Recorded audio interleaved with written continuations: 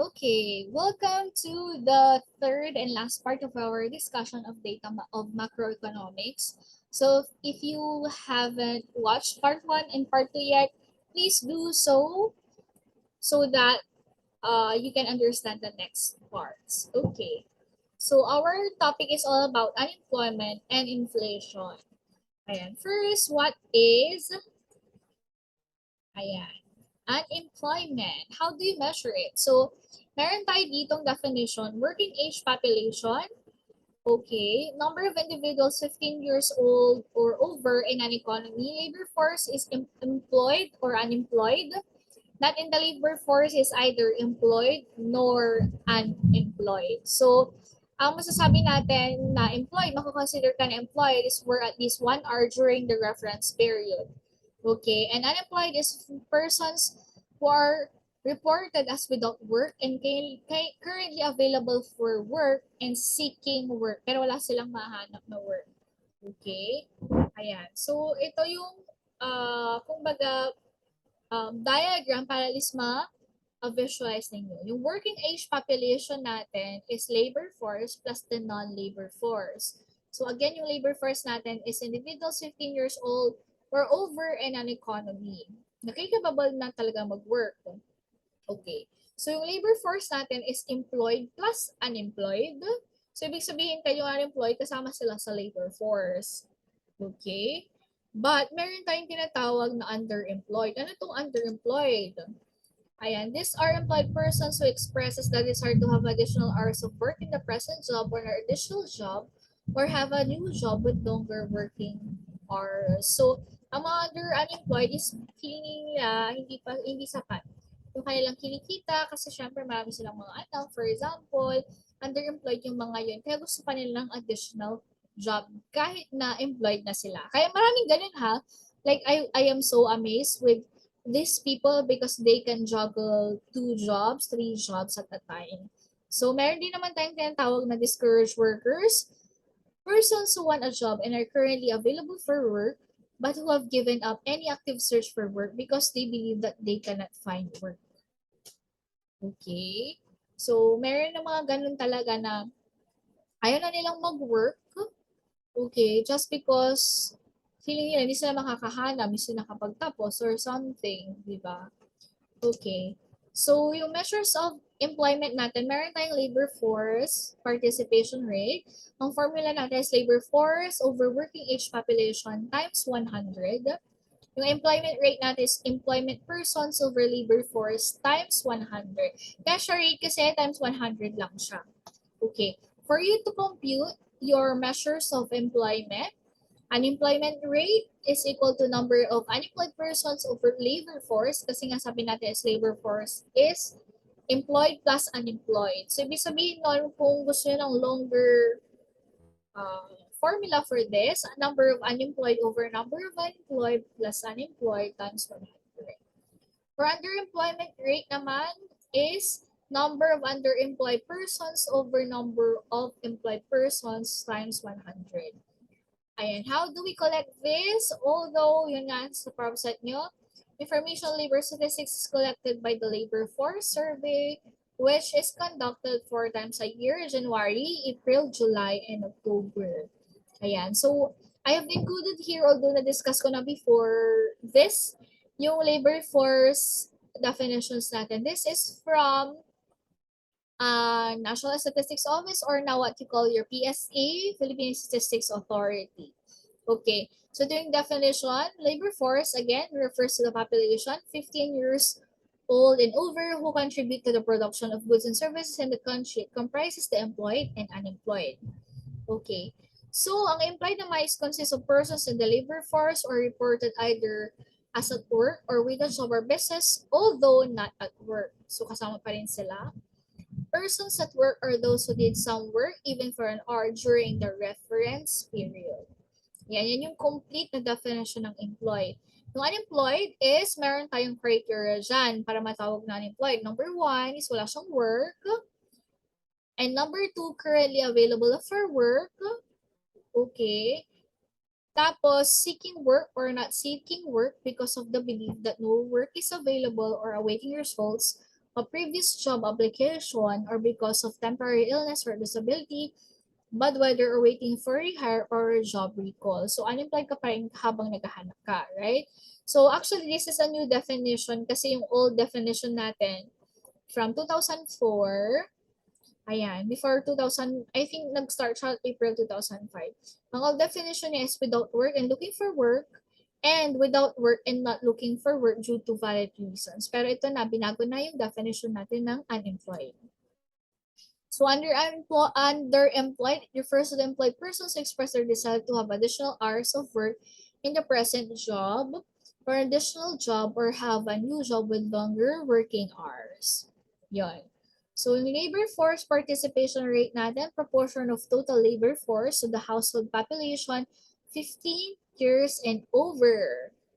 Ayan, yung employment rate natin is proportion of employed persons to the total labor person. Okay, remember in statistics rate is just times 100 ng ratio, right? So, unemployment rate, proportion of unemployed persons to the total labor force. Underemployment rate, proportion of underemployed persons to total employed persons. Okay, this is the Philippine macroeconomic picture from 2006 to 2020. Okay, so makikita ninyo, um, um, mataas naman mataas yung ating unemployment rate, especially for 2020 during the COVID-19. Or beyond that, a big portion of the unemployment rate is meron tayong underemployment rate.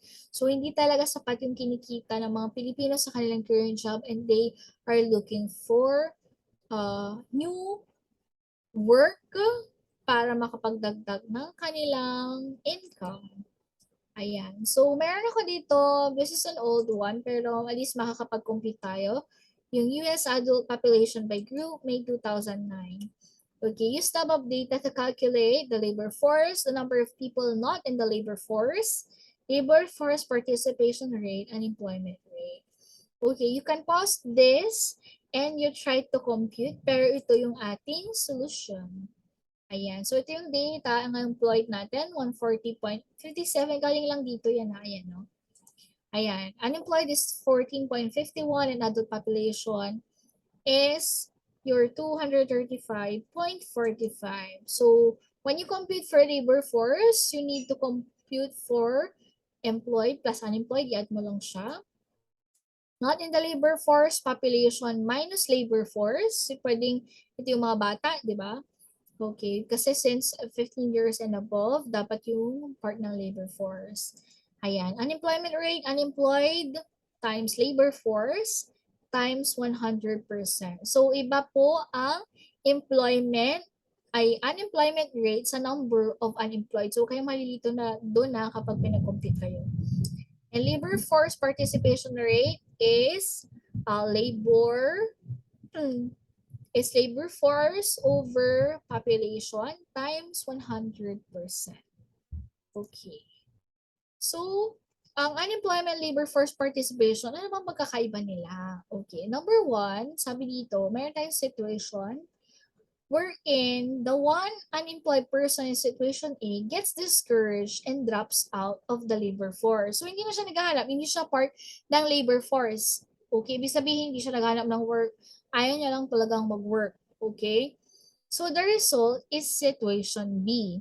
Anong nangyari nung merong isang unemployed na nag-discourage siya? Okay? So, anong nangyari? From yung labor force natin, nabawasan ng isa, naging 9.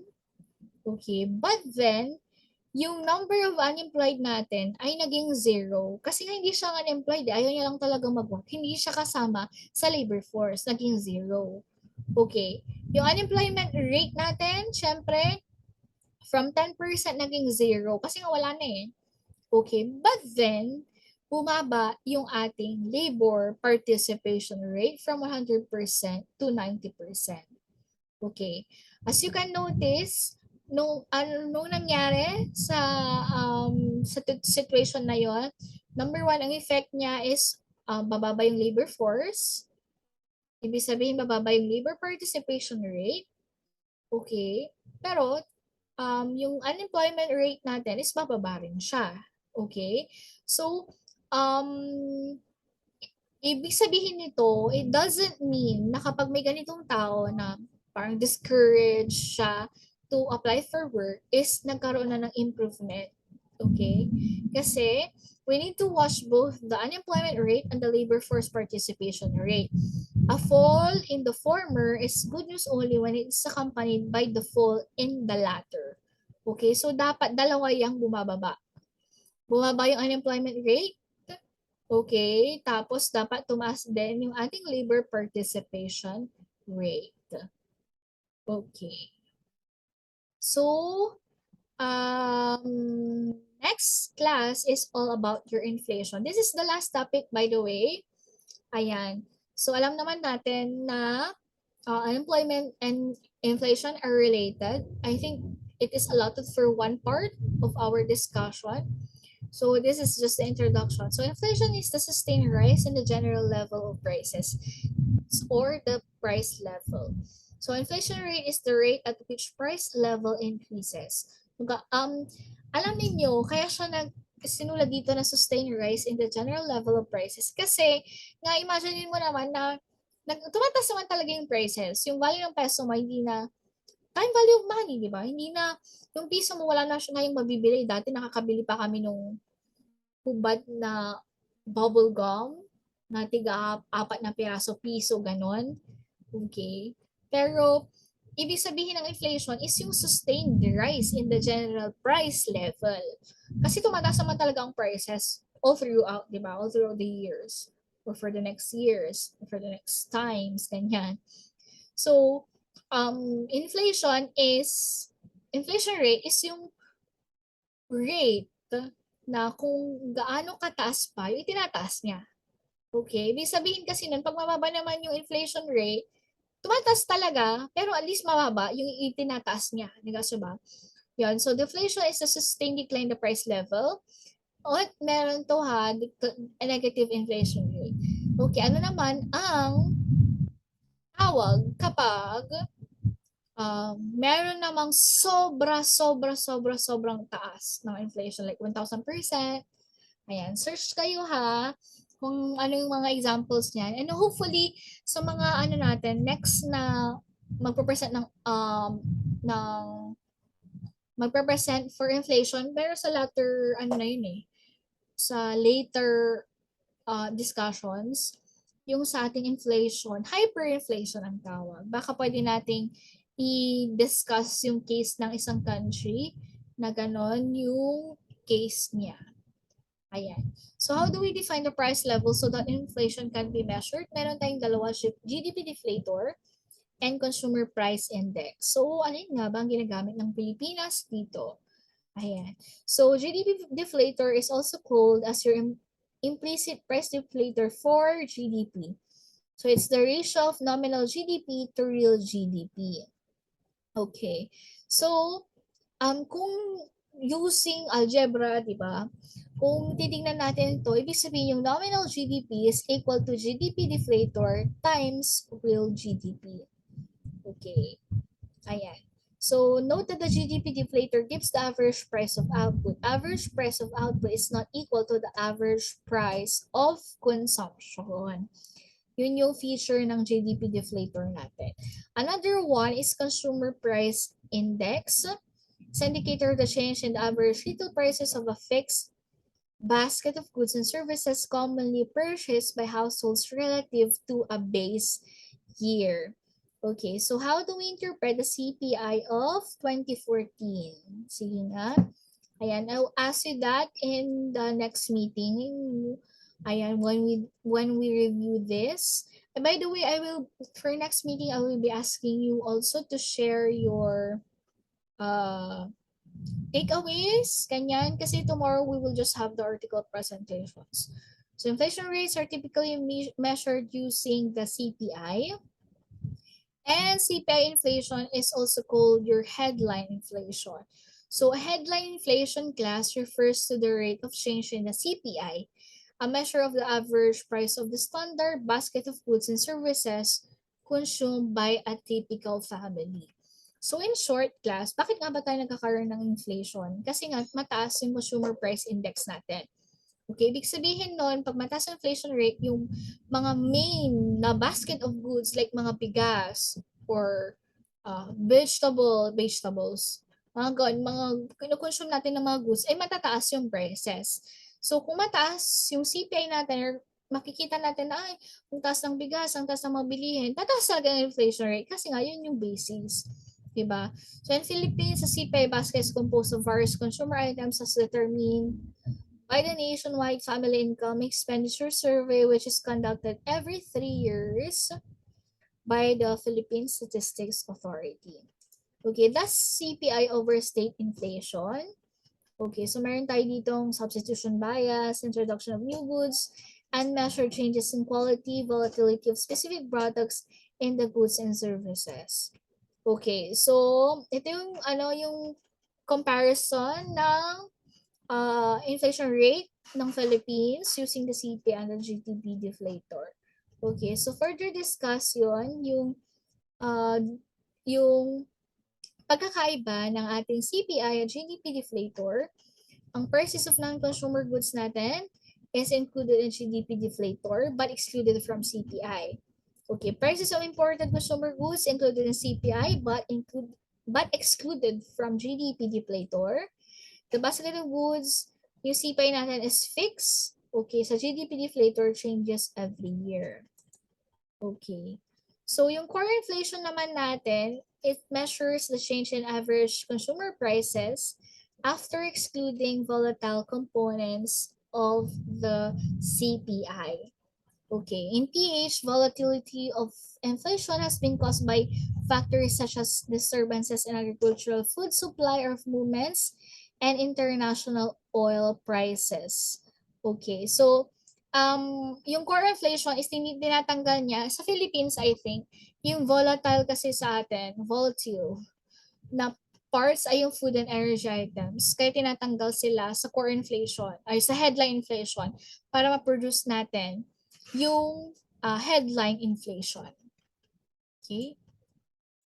Ayun, ibalik ko lang dito sa part na ito kasi I think I have missed this. Ayan. So, again, na-hide siya earlier. So, the CPI over state inflation, ito yung reason bakit siya overstate. Okay, number one is substitution bias. So, hindi niya kasi nare-reflect yung ability ng person to substitute towards goods whose relative prices have fallen. Okay? Kasi meron nga siyang fixed weights. Yun yung problema.